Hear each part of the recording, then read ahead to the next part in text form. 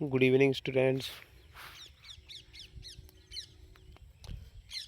आज हम पढ़ेंगे acid base and salt, chemistry का सेकंड चैप्टर। तो एसिड्स, बेसिस एंड सॉल्ट्स, तो इनमें अगर हमें डिफरेंस निकालना है कि हमें समझना है एसिड क्या है, बेस क्या है एंड सॉल्ट्स क्या है, तो उसके लिए क्या करेंगे। देखिए, acids sour in taste derived from Greek word acidus. Acid है वो कहाँ से डिराइव हुआ है? ग्रीक वर्ड एसिडस से। इसका मीनिंग क्या होता है? सॉर, मीन्स ये स्वाद में खट्टे होते हैं, सॉर होते हैं। एंड बेस आर बिटर, ये कैसे होते हैं? कड़वे।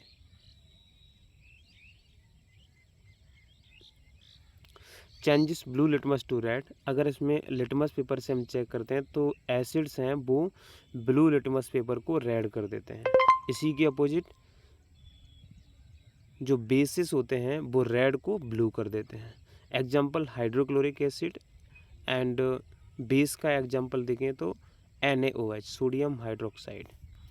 इसमें कुछ दूसरे एसिड्स के एंड बेसिस के नेम दिए हुए हैं, ठीक है। जनरली अगर हम इसको आइडेंटिफाई करना है तो एसिड्स सॉर होते हैं एंड बेसिस बिटर होते हैं। दूसरा, लिटमस पेपर, जो एसिड्स हैं वो रेड कर देते हैं एंड बेसिस हैं वो ब्लू कर देते हैं।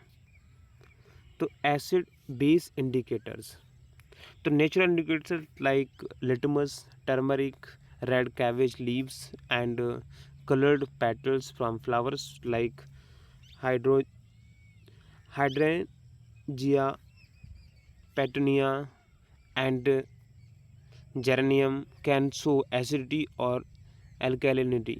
On the other hand, synthetic indicators such as methyl orange and phenolphthalein are also used for the same purpose. यहाँ पे कुछ इंडिकेटर्स दिए हुए हैं जिससे हम एसिड एंड बेस को आइडेंटिफाई कर सकते हैं इन इंडिकेटर्स का यूज करके।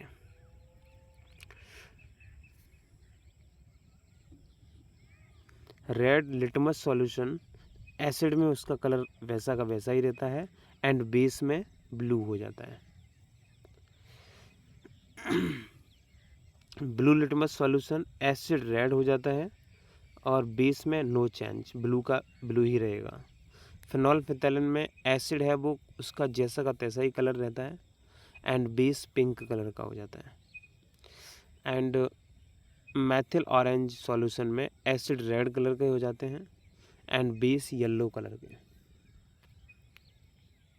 सम नेचुरली अकरिंग एसिड्स, कुछ एसिड्स हैं वो हमें नेचुरली मिल जाते हैं, जैसे विनेगर में एसिटिक एसिड होता है।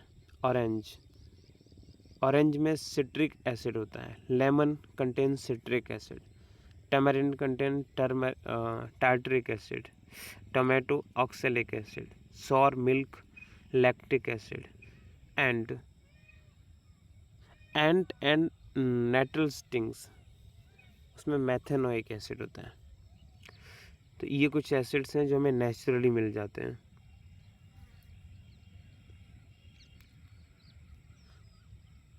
What is an acid and a base?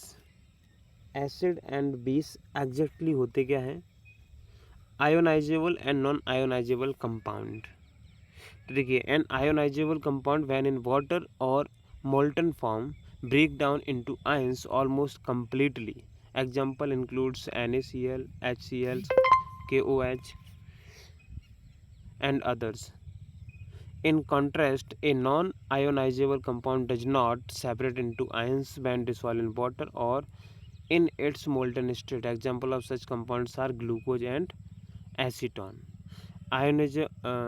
Ionisable compounds क्या होते हैं? जो वाटर के साथ कम्प्लीटली ब्रेक डाउन हो जाते हैं, मीन्स वाटर में डिसॉल्व हो जाते हैं। एंड नॉन आयोनाइजेबल्स क्या होते हैं? जो वाटर के साथ कम्प्लीटली ब्रेक डाउन नहीं होते हैं।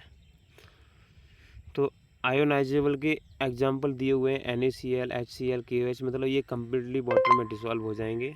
इसी के अपोजिट जो नॉन आयोनाइजेबल हैं, जैसे कि ग्लूकोज, एसीटोन, ये कम्प्लीटली डिसॉल्व नहीं होते हैं।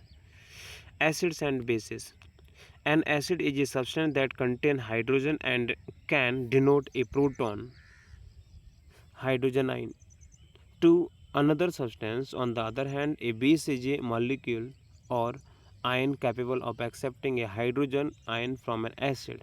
Typically, acidic substances are recognized by their salt taste. Okay, जो एसिड्स होते हैं और एसिड्स, जो भी एसिड्स होते हैं वो हाइड्रोजन आयन को कंटेन करके रखते हैं, ठीक है। और जिसकी और जो बेसिस होते हैं, हाँ, और जो एसिड्स होते हैं उनमें हाइड्रोजन आयंस की वैल्यू ज़्यादा होती है और इनका टेस्ट है वो सॉर होता है। दूसरा, Arrhenius theory of acid and base. तो इसमें क्या दिया है, क्या बताया, acid is a substance that when dissolve in water break apart yield H+ ion और H3O+ आयंस। मतलब एसिड को अगर हम वाटर में डिसॉल्व करते हैं तो वहाँ से H+ आयन जनरेट होते हैं। ऐसा किसने बताया था, एरेनियस ने। और Arrhenius base is substance that when dissolve in water dissociate to produce OH- ion. इसी का अपोजिट जब हम बेस को वाटर में डिसॉल्व करते हैं तो वो OH- आयन को प्रोड्यूस करते हैं। अगर हम एसिड को वाटर के साथ डिसॉल्व करेंगे तो H+ आयन प्रोड्यूस करते हैं, और उसी के अपोजिट अगर हम बेस को वाटर में डिसॉल्व करते हैं तो वो प्रोड्यूस करते हैं OH- आयन को।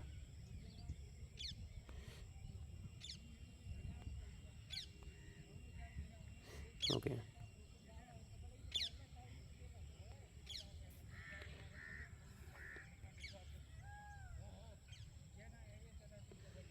Then Bronsted-Lowry theory. A Bronsted acid is an H+ ion donor. Base is H+ ion acceptor.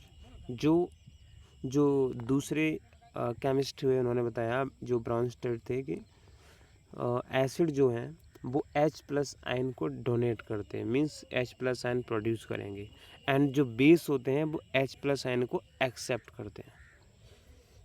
इसके एग्जांपल दिए हुए हैं। आगे दिया potential physical test for identifying an acid और ए बेस। तो taste, acid typically have a salt taste while base often taste bitter.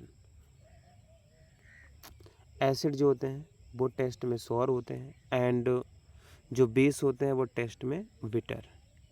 However, relying on test to identify acid or base is not recommended due to the risk of contamination or corrosiveness. For instance, substances like curd, lemon juice, orange juice, and vinegar exhibit a sour taste.